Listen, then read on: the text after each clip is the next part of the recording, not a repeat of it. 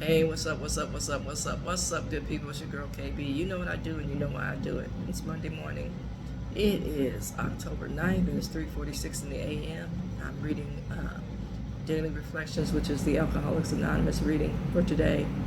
It's entitled The Spiritual Axiom.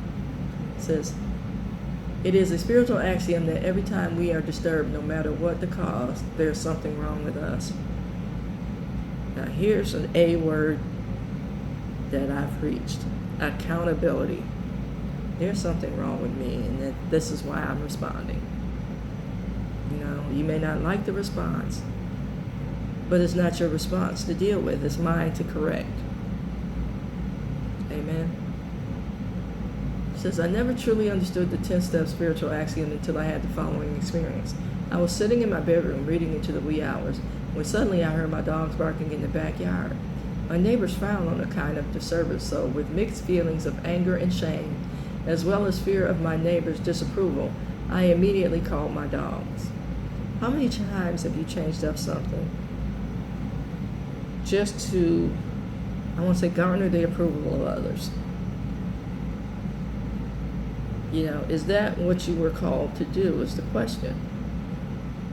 Did God place it on your heart to do it is the question. Or, again, am I just seeking approval? So several weeks later, the exact situation repeated itself, but this time, because I was feeling more at peace with myself, I was able to accept the situations. Dogs would bark, and I calmly called the dogs.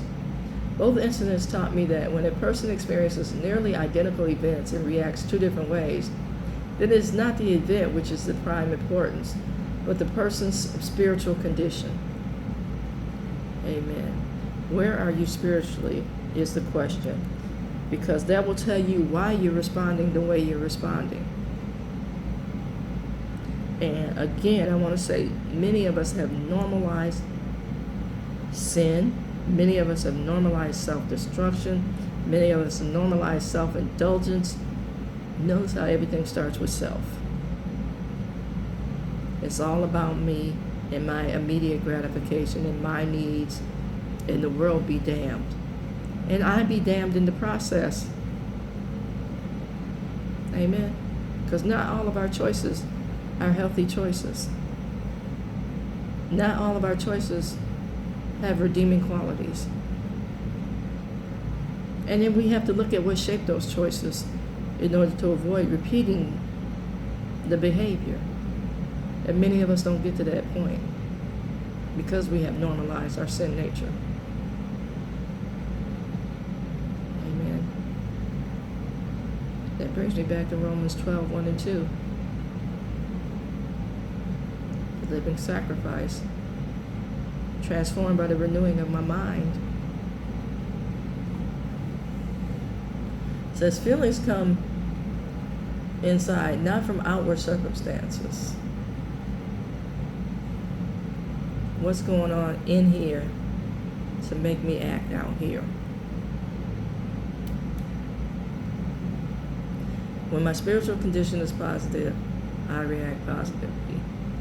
Now, I don't want us to get caught up in some kind of warped sense of thinking. I also need to say that sometimes people will tell you certain situations that your response was negative, when indeed it is not. You're calling out the sin, and people just don't like it. Amen. You're calling for a change, and just like having your cover snatched on a cold day, people are gonna get upset. Amen. Look at your motives, however, for calling out the change. Examine your motives.